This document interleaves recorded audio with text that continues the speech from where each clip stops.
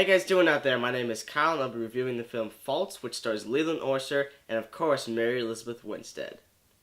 I've decided to make a new section of my channel called Indie Films, where I talk about smaller independent films that might not be seen by everyone, but if they're good enough can earn a solid recommendation. This movie is a bizarre, darkly comic tale about a man named Ansel Roth, played by Leland Orser, who's actually the guy that plays Sam in the movie Taken, which is pretty awesome because I love the movie Taken. However, in this movie, he is a very broken man. He's lost so much that I'm not going to spoil in case you haven't seen the movie, and he decides to help a young woman named Claire when her parents come up to him and say that she has joined a cult, and are offering to pay him a lot of money to try to reprogram her daughter because she has, of course, found God somehow. However, once he tries to reprogram Claire, a ton of bizarre and absolutely batshit crazy stuff happens in this movie. Now, when people think about movies about the mind, we feel like we've seen it all. We've seen mind control films, we've seen Total Recall, we've seen all these kinds of films about people who have lost their memory, people who are trying to help people get their memories back. But fortunately, Faults is a very fresh,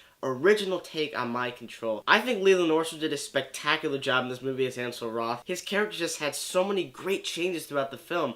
There were so many dynamics to him. The more you progress throughout the film, the more you realize that he's not the man that you really thought he was. And you find out that he actually owes a lot of money to a sponsor who recently dumped him. This is one of those movies where the tone could be a catastrophe. It could just be so all over the place and have Spider-Man 3-like sequences that don't make any sense. But fortunately for this movie, I think Stern's writing is excellent. It has a lot of funny moments, but it can be serious at the exact same time. It's almost like a black comedy in some ways, where it takes a very dramatic turn, but has very humorous moments laced all the way through it that actually really work. I really liked the actors who played Claire's parents. They just added a lot of the great humor to it. Alright guys, let's talk about Mary Elizabeth Winstead as Claire. Now, before I start anything off, you guys should probably know at this point that I love Mary Elizabeth Winstead. I absolutely love this actress. I think she is extremely beautiful, but I think that she is so gifted. And in this movie, she's very subtle, but I think that's the best part because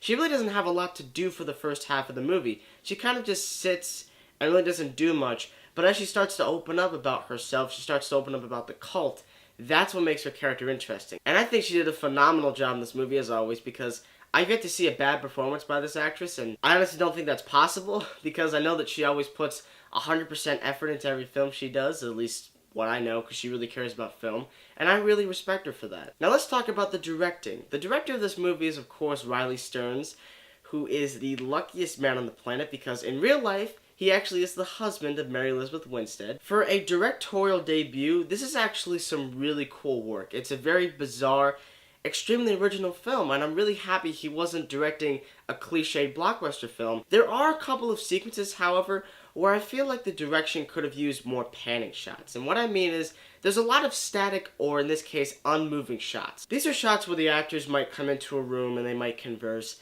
and there really isn't that much movement of the camera. And when you start to notice that in a lot of the shots, it becomes a little bit maddening because you're thinking, okay, maybe you could pan it a little bit more, or you can pan from left to right. He does do tracking shots. He does do the shots that I'm talking about, but I feel like he didn't do them enough. I think the direction could have used a little bit more flair. Also, this movie has a twist ending, like The Sixth Sense, or Unbreakable, or a lot of those crazy 90s films. And I can't in good conscience spoil what happens, but I think it's one of those endings where you really need to think about it, because when I first saw it, I wasn't really sure what to think about it. But then I started writing things down, and then it started to really make a little bit more sense to me. However, the timing of it, I think, is wrong. It felt a little bit too rushed to try to finish the film, because it happens, I think, 10 to 15 minutes before the movie actually ends. Besides those two little problems, there's really not a lot to complain about with this movie. I think Faults is a very original film, and I think it's very dark. It's not the kind of movie that I would want to watch again, but I do think that if you haven't seen Faults, you should definitely give it a shot, particularly if you want to watch a very fresh, original take on mind control. I'm going to give Faults a solid B.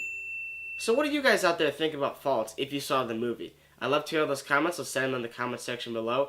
And guys, thank you so much for watching my very first episode of Indie Film Reviews. If you'd like to see more of these, please comment your suggestions on what indie films I should review, because I'm going to be doing another one very, very soon. Guys, thank you so much as always for watching, and stay tuned.